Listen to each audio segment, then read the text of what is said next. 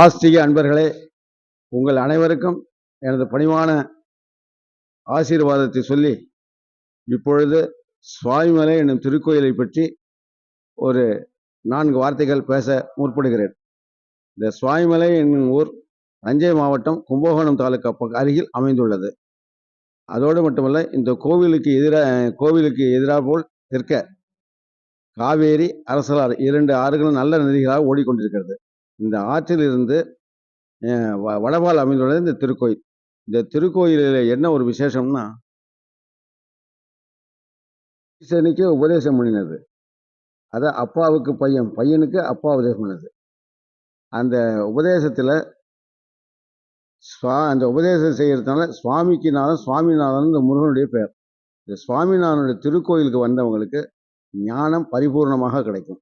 அதோடு மட்டுமல்ல, நல்ல படிப்பு, நல்ல தொழில், அதோடு மட்டும் சங்கடமான சில பிரச்சனைகள் இருந்தாலும் அது கரெக்டாக தீர்றதுக்கான வழி. அதோடு மட்டுமல்ல, குழந்தை இல்லாதவங்க வந்திருந்தாங்கன்னா கரெக்டாக அது எப்படி இந்த கோவிலுக்கு வந்து அதை பரிகாரமாக செஞ்சுக்கணும்னாக்க, பங்குனி மாதத்துக்கு வர வேண்டியது, காவேரிக்கு போக வேண்டியது, காவேரியில் தீர்த்தம் வச்சுருக்கோம். அந்த தீர்த்தத்தை தலையில் தெளிச்சாரு, குளிச்சாலும் சரி.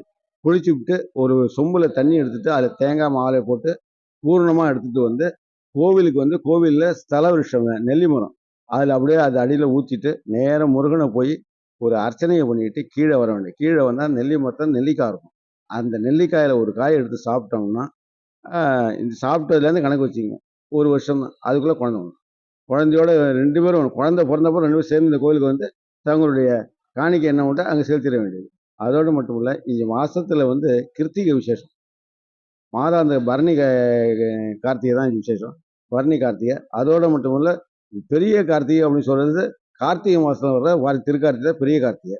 அதே மாதிரி வாரத்தில் விசேஷம் வந்து இங்கே வியாழக்கிழமை, செவ்வாய்க்கிழமை. அதே இது திதியில் வந்து சஷ்டி திதி ரொம்ப விசேஷம். நட்சத்திரத்தில் வந்து சுவாதி நட்சத்திரம், விசாக நட்சத்திரம். நல்லா அருமை ஜோராக இங்கே வந்து அந்த நாளில் வந்து பரிகாரத்தை பண்ணிட்டோம்னா நீங்கள் என்ன நினைக்கிறோம் அதை டபுளாக நடக்கும். அதில் வந்து ஆட்சேபனை இல்லை.